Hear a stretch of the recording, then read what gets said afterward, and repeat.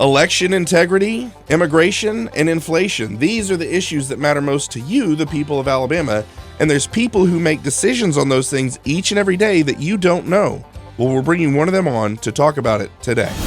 We have an incredible culture here in the state of Alabama, but our politics and public policy don't reflect the people of Alabama. Media drives culture. Culture is what drives politics and public policy.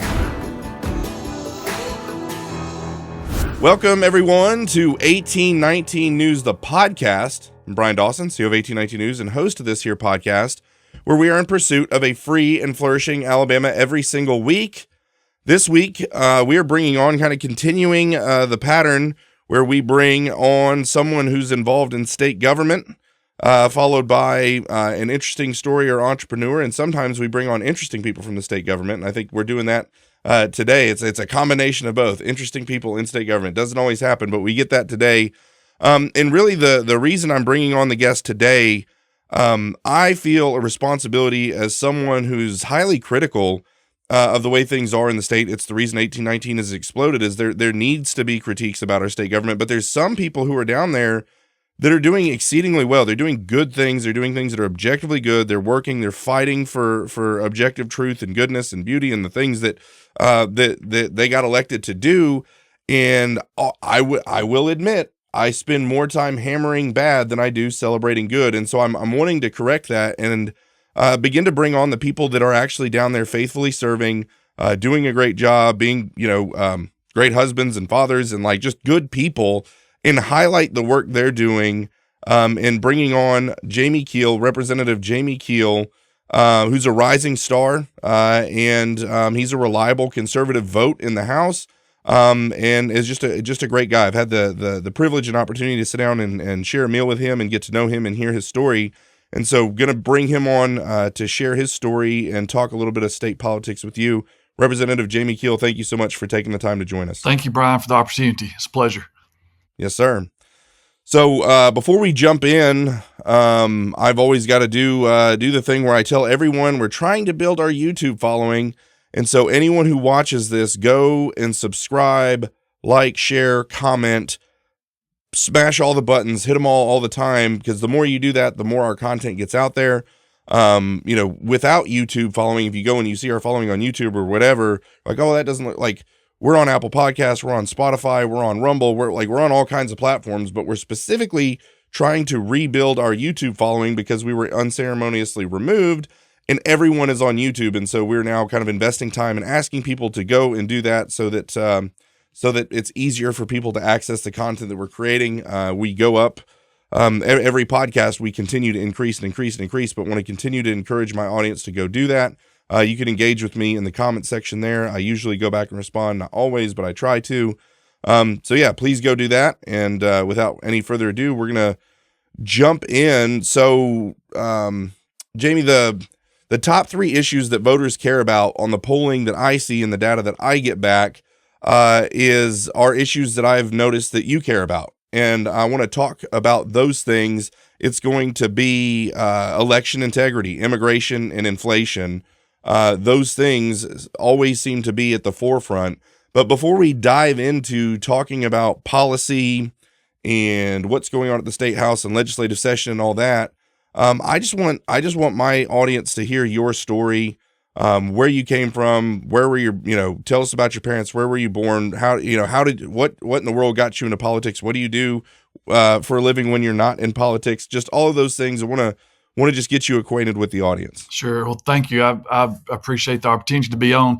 I'm from Russellville. I'm kind of like the country song, born here, live here, die here. That's sort of where I'm at. And love the area, Northwest Alabama. It's a beautiful area. Both my mom and dad were teachers. And so we did not grow up wealthy because especially back then, teachers made very little. And so I grew up on my grandparents' farm, had great parents, great grandparents, lived an idealistic childhood. And mom was a history teacher. And so a lot of our family vacations would come back around in some way to some history or civics lesson. And so I would credit that somewhat to the start of my interest in politics. I've always been interested in specifically state politics, and kept up with that through the years. I guess a few years ago, to answer the question, how did I get into politics? I've never run for anything before being in the state house. Really never ran anything except for my business.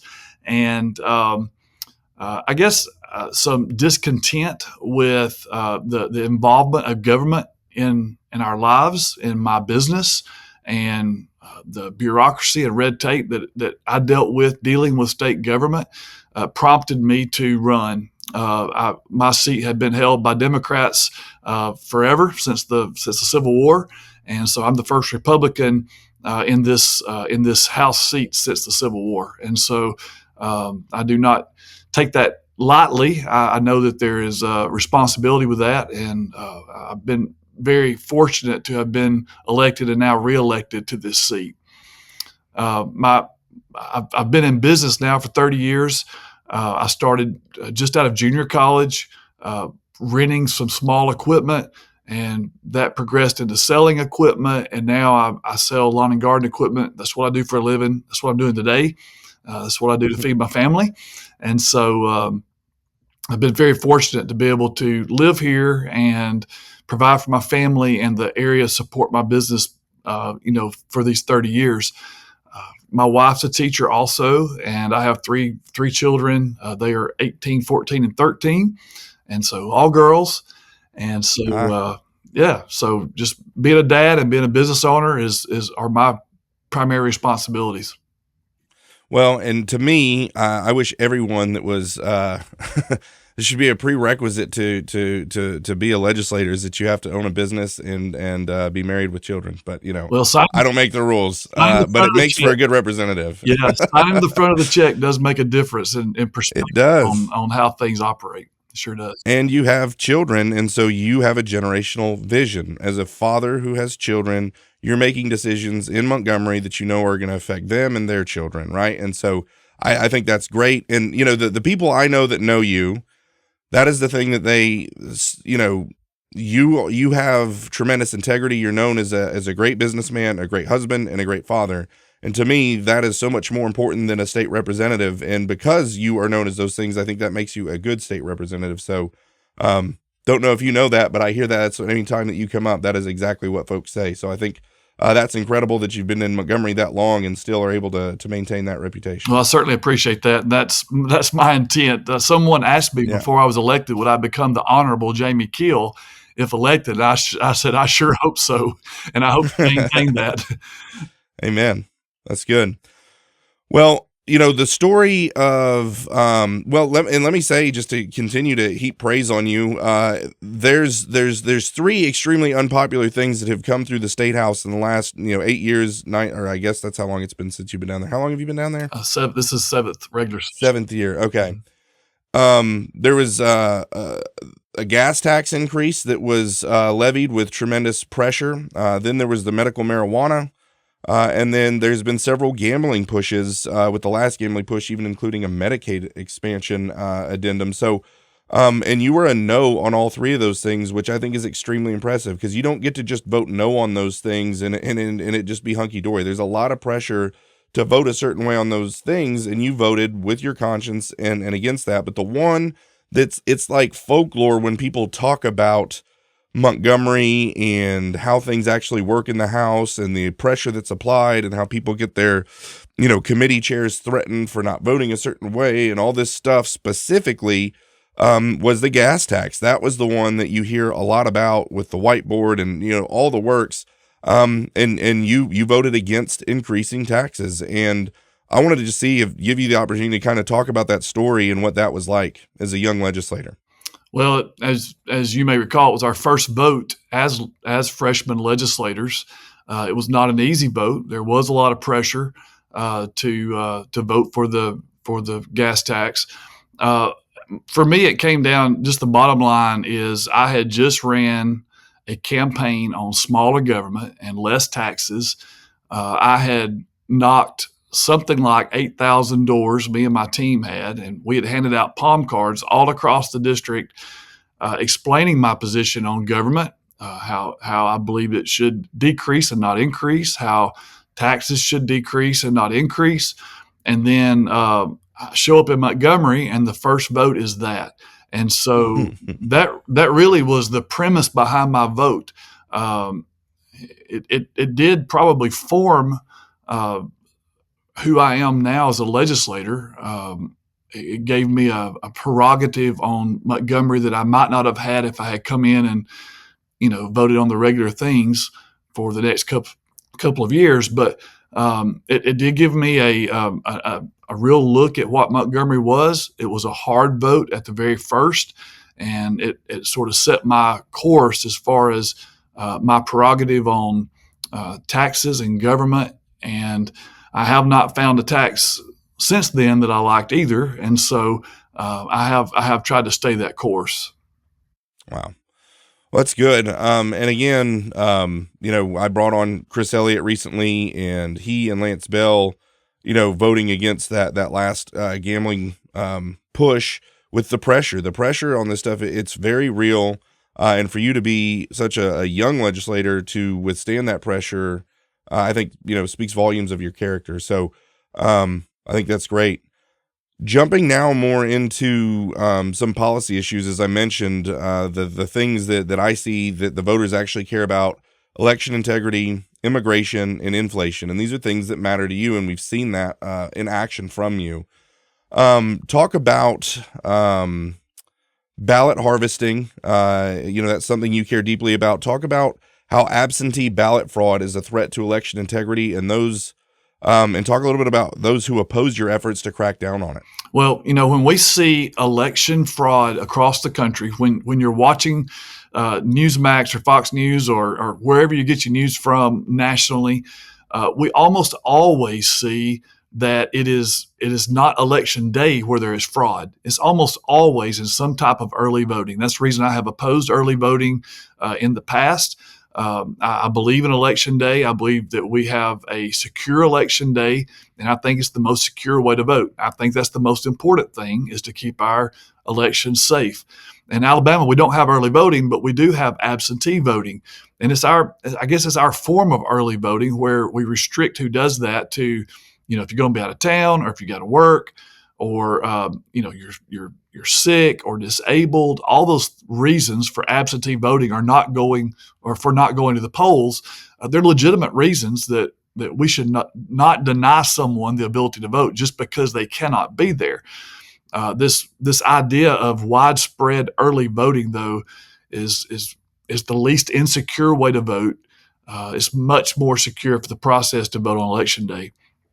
And so, looking at absentee voting in Alabama, how we could secure that and make sure that nothing illegal is happening or unethical is happening in our state leading up to an election was and is very important to me. And so I picked up legislation that our Secretary of State Wes Allen had carried his last year in the legislature that banned what is now known as ballot harvesting. That was not a widely known term until President Trump, until his election, and then it sort of became a household term. Then people realized what it was and how dangerous it was, that someone is being paid to, most of the time being paid to deliver large groups of ballots to the polling place or to a polling box. And so he filed that in 2018. Well, that was 2022, the last year of our term. And then I filed it in 2023.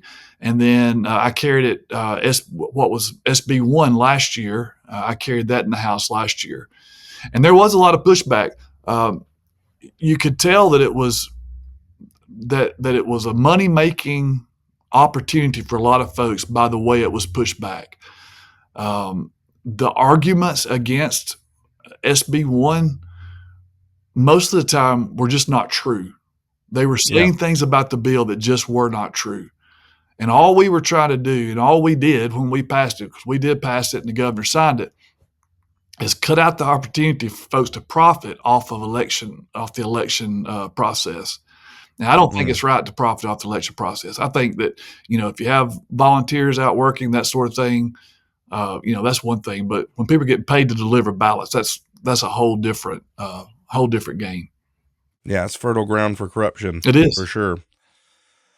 Man, well, that's good. That got passed, and it's always interesting to see the things that get pushed back on. And I've always, say at the federal level, everyone's like, man, we need term limits. I'm like, yeah, but the people that would get term limited would have to vote to limit the terms, which would be right. And so that doesn't work. And then we talk about closing primaries in the state.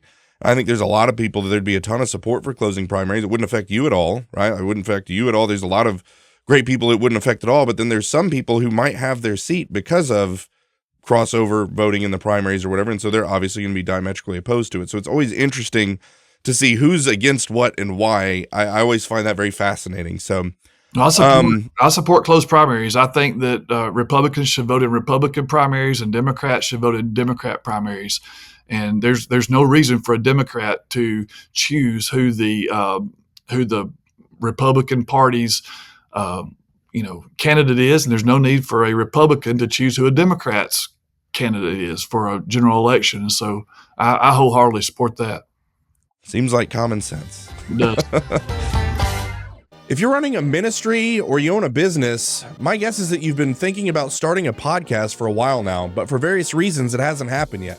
Send me an email. I need to personally connect you with Yonder Child Media. They built this studio in 2 days and tackle all of the production. I just come in, start talking, and leave. It's that easy. They do everything else. Whether you want to record at your business or a home office like they just built for me, you come in, start talking, and Yonder Child will do everything else. Send me an email. That's going to be BRYAN, Bryan.Dawson, DAWSON at 1819news.com, and I'd be happy to personally connect you. Another hot button issue that it's always been an issue in Alabama, but again, Trump has a way of making things that are always issues, but he really brings it to life. I don't know if it was the all the videos that were made of him talking about people eating cats and eating the dogs and eating the cats and all of that stuff, but immigration in Alabama specifically, it was reflecting what was going on in Springfield, Ohio, with Haitians and everything. And then all of a sudden people are like, oh my gosh, Haitians. Well, yeah, the Haitians came, but before the Haitians, we've had a serious problem with immigration here in Albertville, in Athens, all these places in Enterprise and wherever the chicken plants are. We have a serious problem. And I think people are finally waking up and realizing it, and they're desensitized to accusations of racism or whatever other thing the left is going to throw at them. It's like, no, we don't have the infrastructure to support having this many more people here. Our schools can't take it, our hospitals, whatever. Talk about from your standpoint. I think Franklin County was hit pretty hard by immigration. How does that impact a small community? Well, our impact started 25 years ago, and it started just like you described with the chicken plant. That's how it would typically begin, but that's not the end of it. Once they start coming, it impacts the schools, it impacts the community and law enforcement and a lot of things. I am super excited that we finally have a president that is interested in tackling that issue. And I know President Trump did the first term, but he's had 4 years to reload. And so yeah. I really believe that he's come in laser focused this time and has put pressure, where pressure has not been applied before. It's also give, I think, states some direction on how they should be acting towards illegal immigration in their own states. I visited the border last year. I went to Texas and saw how their state patrol and their state immigration workers had worked to push the immigration westward.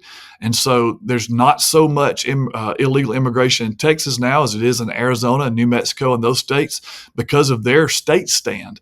And so it's been very important to us as a legislature to come in this time and to tackle that from a state level.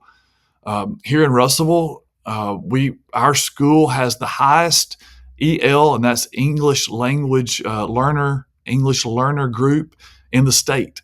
Over a third of our students do not speak the English language.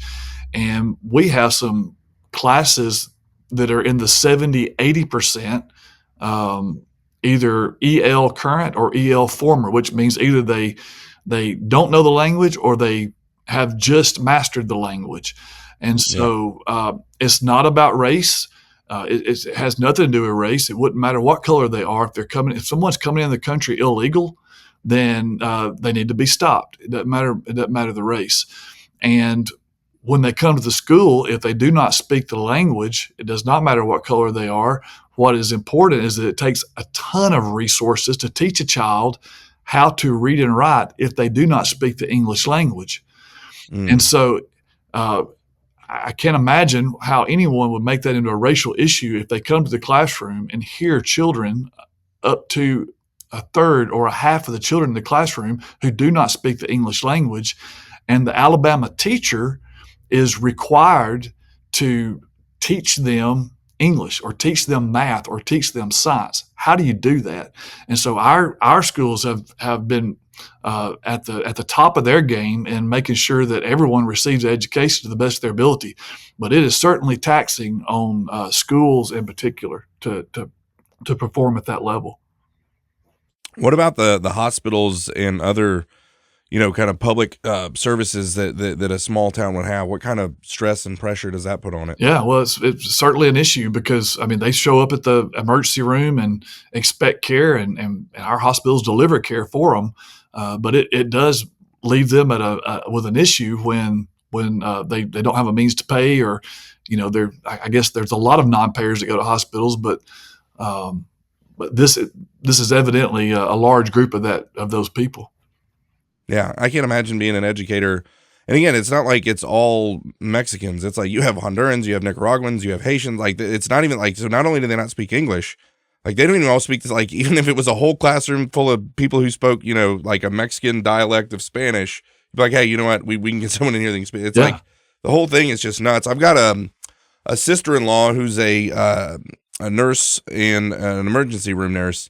And it's in a smaller town in the panhandle of Florida. And, she goes into work every single day, and the emergency room is completely packed out and flooded with illegals that have pertussis, whooping cough, measles, you name it. And all these, crazy diseases that we've eradicated out of our country. And now our emergency room is packed full of people who aren't even supposed to be here, bringing in these diseases.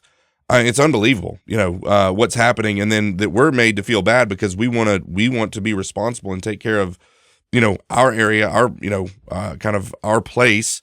It's just, it's nuts. And some of the rhetoric that we see, the one thing that jumps into my mind is when JD Vance, who I absolutely love, he's just such a gifted orator and communicator, and he's amazing.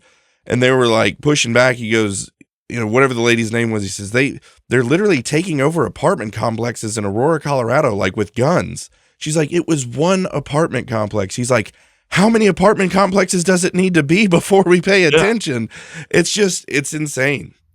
It is. Well, we don't have that issue in Russellville. There's no militant group here, but it is overwhelming when you have that many, when you have a school system with 2,500 students and 1,500 of them either didn't speak the language when they came or have just learned the language. And so that is an issue in a school system like ours.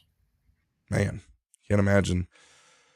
All right. Well, pocketbooks are tight, on that. So election integrity, immigration, those two things are really wrapped together. Immigration affects election integrity, obviously. And then the last thing though is inflation. The cost of living is going up. There's a good Brooks and Dunn song where he talks about that. Always resonates in my mind when I think about the situation. There's not a lot of relief in sight, even with Trump winning. There's a lot of things he's doing, but he's being fought tooth and nail on every single issue as they go to try and eliminate, fraud, waste, and abuse in the government. And we're now there's some tension over, is the overtime tax, do we need to extend that? We've got this other tax package that we're talking about doing, and there's some tension here and there. Obviously, I think Alabama's doing better financially from a money in standpoint than they ever have. And it looks that there's going to be an effort to try and relieve some pressure with tax decrease in the grocery tax realm and some others. Can you talk about what's going on in the House there? Yeah, well, I was last year. I was a co-sponsor and was out front with the overtime tax and the importance of cutting that tax. I still believe it's an important tax to cut. However, there's not that's not a widespread tax cut. It doesn't affect everybody. It doesn't affect you. It doesn't affect me. It doesn't affect the people. The majority of Alabamians do not benefit from that tax. Yeah. However, a grocery tax cut, everybody eats. And so if you're going to cut one, I think you should cut the one that affects the most people. I do understand that there is a benefit to cutting overtime. It allows people to work more and bring more money home, and I supported that and still believe that is good. But good versus better to me, grocery tax cut. I think we should work towards cutting the entire grocery tax. I mean, I think that taxing folks on something that is necessary to sustain life, I think it's almost immoral to do that. And so I am absolutely fine with cutting that.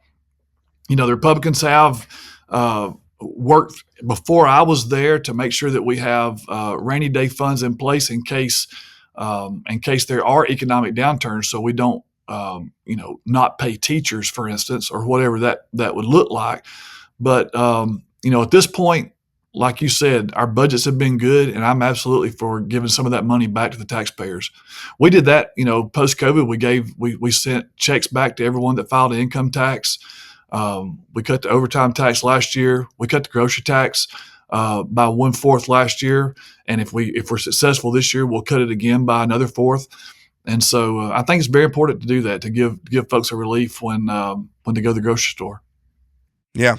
No, and I've always seen the wisdom in the grocery tax, because it's like, it doesn't matter, like black, white, Republican, Democrat, like old, young, doesn't, like, any way you split demographics, everyone's buying groceries. And so that's good. And I think one of the things with the overtime tax, and I know you're in support of it, that I thought is good though, is because we have two problems that are happening. One, we have a tax issue, or the ability to send some of that money back in the form of a tax cut. And you also have trying to get people to work. And if we go in and we start deporting all of these laborers, we need to be able to incentivize people to work. And that was always where I kind of saw the overtime tax being beneficial. But I get it. I'm however we want to cut taxes, we need to cut them. We can get one of those chainsaws that Elon Musk got from Javier Milei, where, I don't know if you saw that, but cutting all the taxes, cutting all the fraud, cutting the waste, cutting the abuse. And so, look, if we could cut the grocery tax, and work on the income tax, that's something. If you cut the income tax, that's something that affects a broad group of Alabamians that are actually paying in, and it's a broad group. The grocery tax is a broad group. I support those kind of tax cuts. I think it should be broad. Yeah, I think so. No, I think that's great. Well, Representative Kiel, any last words, anything else you want to communicate, anything you're working on, anything you see in the State House that my audience needs to know about? I have supported, I brought legislation the last 3 years to help pregnancy resource centers. And it's been very dear to my heart. Most people think that in 2019, because Alabama voted to do away with abortion, they think that it did away with abortion in Alabama, and that's not true. The chemical abortion issue is very real, from pills coming in from out of the country, out of state, and so pregnancy resource centers that provide help to moms who decide to keep their baby, or give them resources and tell them how they can keep their baby. I think it's very important that we continue to support those. There are about 60 of those organizations across the state.